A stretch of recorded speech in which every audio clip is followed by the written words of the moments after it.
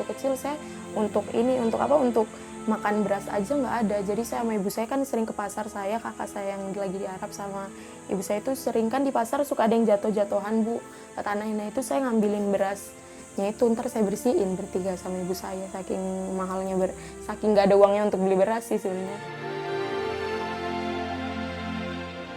Terus ibu ayah saya malah dulu, saking kan kita udah kelaparan banget, jadi ibu ayah saya beli murah banget, jadi kayak ada bekas mie gitu, itu udah rada campur sampah juga tapi kita bersihin, jadi saya makan itu bungkusnya udah sampai keras. Kalau sekarang sih udah nggak begitu seberat itu, udah biasa aja, jadi sayanya nggak ini banget.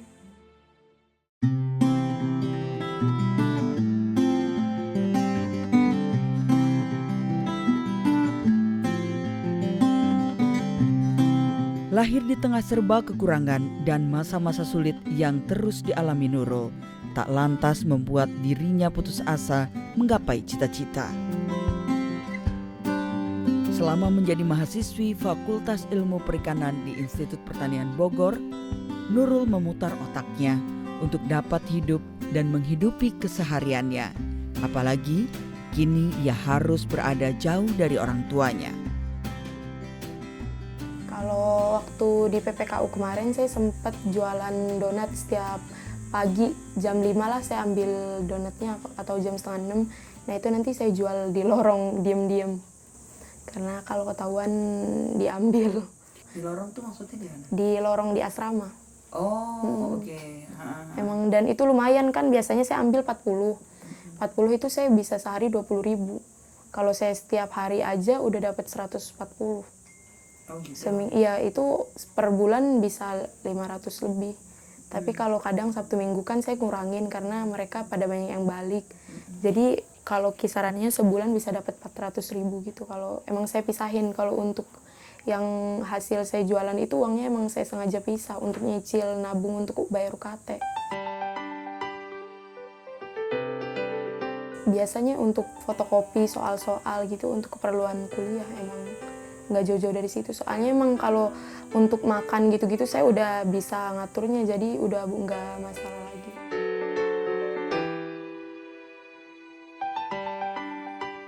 Pengalaman hidupnya telah membentuk mental dan menjadikan Nurul sangat pandai bersikap, termasuk mengatur asupan dirinya agar tetap bisa menyelesaikan pendidikan.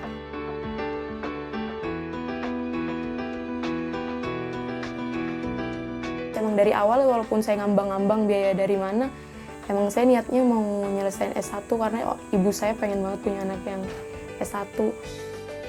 Setiap hari saya masak nasi. Terus kalau untuk lauknya saya emang goreng ikan asin itu seminggu sekali. Jadi kan emang sering masuk jam 7. Jadi saya sempat sarapan. Jadi saya sehari 3 kali tetap makan biar nggak sakit. Saya bawa bekal, emang sering bawa bekal. Oh gitu. Iya bekalnya sama sih itu juga. Ikan asin juga, iya kering.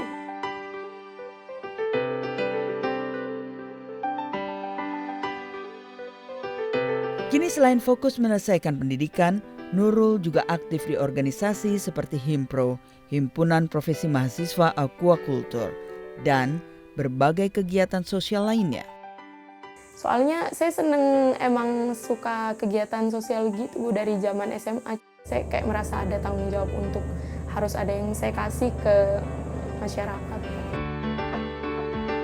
Cita-cita Nurul memang tak terlalu muluk. Ia hanya ingin dapat lulus sarjana dan memiliki arti bagi keluarga dan mengabdikan dirinya di kampung halaman.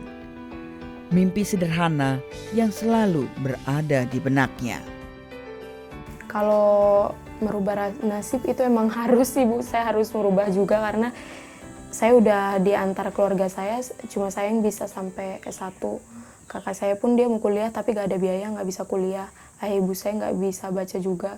Jadi emang saya harus lulus dari IPB. Saya dari awal gak mau lamar kerja dulu, langsung buka tambak. Karena emang menurut saya bisa ngasih lapangan pekerjaan untuk orang tua saya. Selain orang tua saya bisa orang lain juga. Dan saya bisa bantu orang lain, itu menurut saya bahagia banget. Walaupun saya pertama harus bantu keluarga saya sendiri dulu.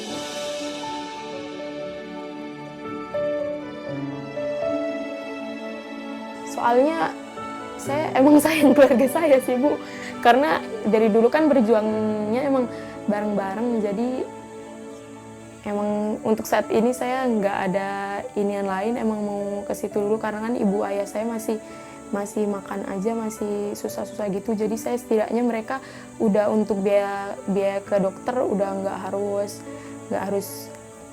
harus minjem lagi. Terus untuk makan mudah-mudahan abah saya sama ibu saya kalau mau beli ayam pun nggak mikir-mikir. Cuma yang sesimpel itu aja sih Bu kalau saya nggak.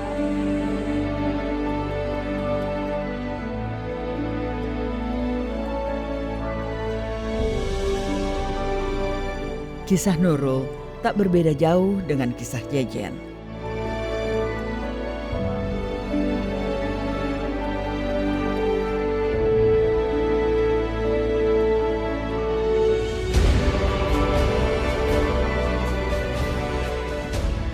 Nama saya Jejen Jainuddin, asal saya dari Cilacap. Saya anak keempat, anak bungsu dari 4 bersaudara.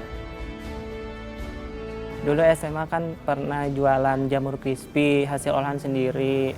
Tiap hari itu bangun jam 2 pagi, buat jamur crispy, bikin adonan, terus mulai dari ngolah sampai nge-packing. Terus pagi-paginya juga sebelum berangkat sekolah itu suka beli jamur dulu ke yang produksinya. Biasanya belinya sih sekitar 3 kiloan untuk produksi 1 hari. Dan itu juga sih alhamdulillah bisa membantu.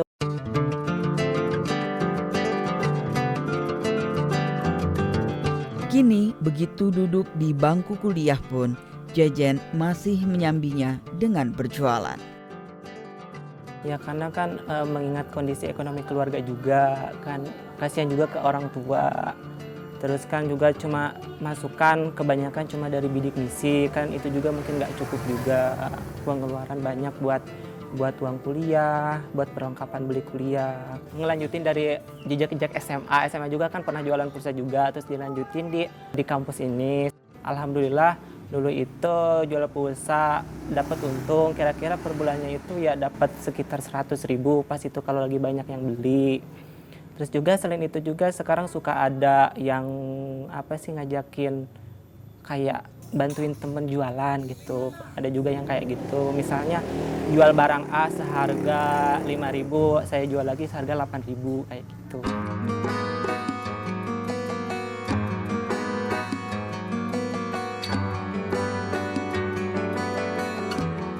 Jejen dan Nurul adalah contoh sosok yang gigih memperjuangkan hidupnya untuk mengenyam pendidikan. Sementara itu telah lebih dulu kakak tingkat mereka, Tariat Ali Nur Sidik, yang menjadi contoh nyata sukses dalam mencapai cita-citanya.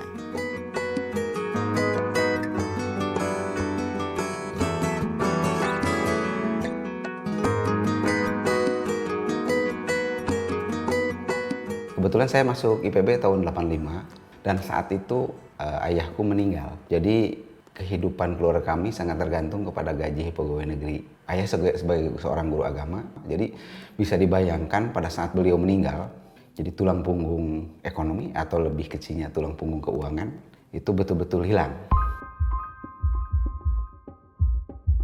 Betapa sulitnya buat kami menyelesaikan membayar SPP itu. Nah, dengan adanya beasiswa, kebetulan saya sendiri salah satu penerima beasiswa. Dan ini satu hal yang menarik, beda dengan orang yang berkecukupan secara ekonomi dan orang yang susah tidak ada dana sama sekali. Bagian ketiga, orang yang dibantu oleh beasiswa karena tidak berkecukupan. Jadi melalui Yayasan Alumni Peduli IPB ini, kita secara berkelanjutan dapat memberikan sumbangsih dalam bentuk beasiswa rutin kepada adik-adik mahasiswa IPB yang kita anggap tidak mampu, tapi memiliki prestasi. Dan satu kata kunci yang kita harapkan dapat kita wujudkan bersama adalah IPB menjadi penggerak prima pengarus utama pertanian. Agar IPB berkontribusi di dalam pembangunan pertanian sesuai dengan peran sebagai perguruan tinggi pertanian. IPB menempatkan diri sebagai penggerak prima untuk mainstreaming, ya, agar pengaruh taman pertanian ini dalam pembangunan nasional dapat diwujudkan. Kita yang berada di dalam kepengurusan yayasan ini akan bekerja keras untuk bisa menjamin bahwa adik-adik mahasiswa IPB ini dapat dibiayai melalui beasiswa untuk biaya pendidikannya. Saya juga alumni IPB, jadi mari kita tetap fokus untuk masalah-masalah anak-anak yang tidak mampu ini atau adik-adik yang tidak mampu ini, kalau dikatakan kurang beruntung ini, karena banyak sekali pemimpin-pemimpin yang lahir itu dari kalangan anak-anak itu. Itu adalah aset bangsa.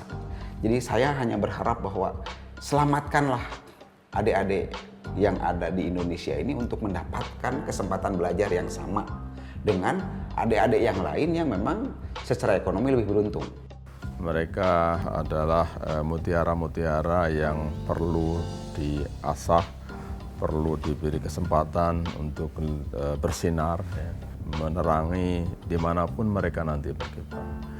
Dan juga kita melalui yayasan ini menyiapkan program-program pembinaan seperti leadership, ya, entrepreneurship, kemudian juga program coaching, di mana kegiatan yayasan terintegrasi di dalamnya. Kita harapkan sebagian besar terjun di bidang pertanian sebagai wirausahawan.